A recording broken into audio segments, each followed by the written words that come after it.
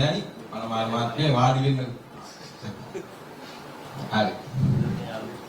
අනිත් කට්ටියත් ඔය ඉන්න තැන් වලින් කොහොම වාඩි වෙන්නේ. මංගල සභාවෙන් අවසරයි. හිතවත් කමක් පෙන්වන නෑදෑවරුනි. දෙමව්පියනි සහෝදර සහෝදරියනි.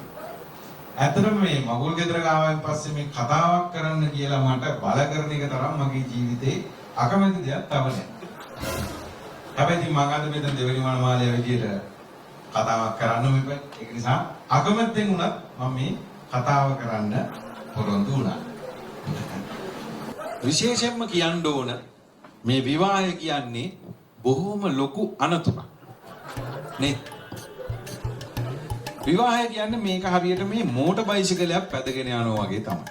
පොඩ්ඩක් බැලන්ස් කරගන්න බැරි වෙලා කකුල පොඩ්ඩක් තියාගන්න බැරි වුණොත් ඇදගෙන වැටෙනවා. හැබැයි බයිසිකලෙන් වැටෙන වෙන තුවාල හොඳ කරගන්න පුළුවන් වුණාට කසාදෙන් වෙන තුවාල හොඳ කරගන්න එක නම් ලේසි නෑනේ. ඇත්තටම මේ විවාහය කියන්නේ වාතයක්. දැන් බලන්න මේ අපේ මනමාල මහත්තයා කසාද බඳින්න කලින් තනිකඩ ජීවිතේ කොච්චර නිදහසේ සතුටින් හිටියද නේ? හැබැයි මිනිස්සේ නිදහසේ විනෝදේ සතුටෙන් වගකීම් විරහිතව මූලික මානසික අයිතිවාසිකම් විඳගෙන ඉන්නකොට මෙන්න මේ විවාහය කියන එක ඇවිල්ලා අපිට ඒ සේරම නැති කරනවා නේ. ඉතින් මේ සාර්ථක විවාහ මංගලෝත්සවය ගැන මම වැඩි කතා කරන්න යන්නේ නැහැ. මොකද මේ මම දැක්ක කීප විටක්ම මනමාල මහත්මිය ෆෝන් එකෙන් වෙලාව බලනවා. මෙතන යන්න තියෙන හදිස්සියද නැත්නම් වෙන මොකක්ද කියලා මම නම් දන්නේ නැහැ. කොහොමත් ඉතින් මනමාල මහත්මිය ගැන කියන්න මම දන්නේ නැහැ. මොකද මම මනමාල මහත්මියගේ පාර්ශවයෙන් කතා කරන්නේ.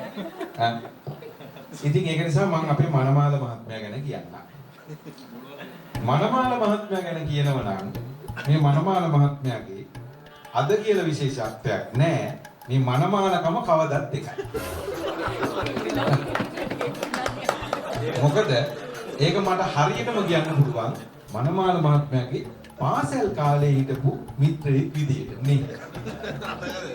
පාසල් යන කාලේ මේ මනමාල මහත්මයා බොහොම කීකරු ළමයි නේ. ගුරුවරු හරි ආදරේ. සමහර ගුරුවරු කොච්චර ආදරේද කියනවනම් එකම පන්තියේ අවුරුදු 4-5 මේ මනමාල මහත්තයා තියාගත්තා. එකක් නෙවෙයි දක්ෂතා ගොඩක් තියෙන කෙනෙක් තමයි අපේ මේ මනමාල මහත්මයා.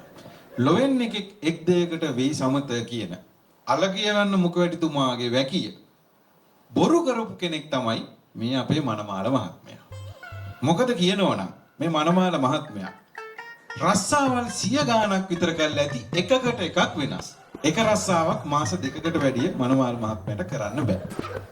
මේ මනමාල මහත්මයාට සමහර රස්සා දීපු කම්පැනි වැටුණා. හැබැයි මේ මනමාල මහත්මයා වැටුන්නේ නෑ නේ. තා විශේෂ දෙයක් තියෙනවා මේ මනමාල මහත්මයාගේ අකුරු බොහෝම ලස්සනයි. මේවා මුතුවැට වගේ කියලා ගෑනු ළමයි 100 ගාණක් කියනවා මම මගේ කන් දෙකට අහලා තියෙනවා. හැබැයි ඉතින් ඒ එකම ගෑනු ළමයෙකුටවත් මාස 2කට වඩා ආව නොවි. සංස්කෘතියට අනුව වැඩිහිටියන්ගේ යෝජනාවකට අනුව මේ මනමාල මහත්මයා යුග දිවියට එන්න කැමති වීම ගැන මනමාල මහත්මියගේ පාර්ශවය පැත්තෙන් සන්තෝෂ වෙන්න ඕන නේ. අපේ මනමාල මහත්මයාට පොලිසිය නිකන් ගෙදර වගේ. උසාවියේ සෙල්ලම් පිට්ටනිය වගේ. ඉර ගෙදර ක්ලබ් එක වගේ. මෙයා කොතනත් ජනප්‍රිය. ඉතින් කරන්නේ වැඩිපුරම මෝඩ වැඩ තමයි. මම නොහිටින්න මීට වඩා මෝඩ වැඩ කරගෙන. මම ඒ වගේ යාළුවෙක් විදියට අද දවසේ සන්තෝෂ වෙනවා. හැබැයි මේ මනමාල මහත්මයා ජීවිත කාලෙම කරපු එකම මොලේ තියෙන වැඩේ තමයි මං හිතන්නේ මේ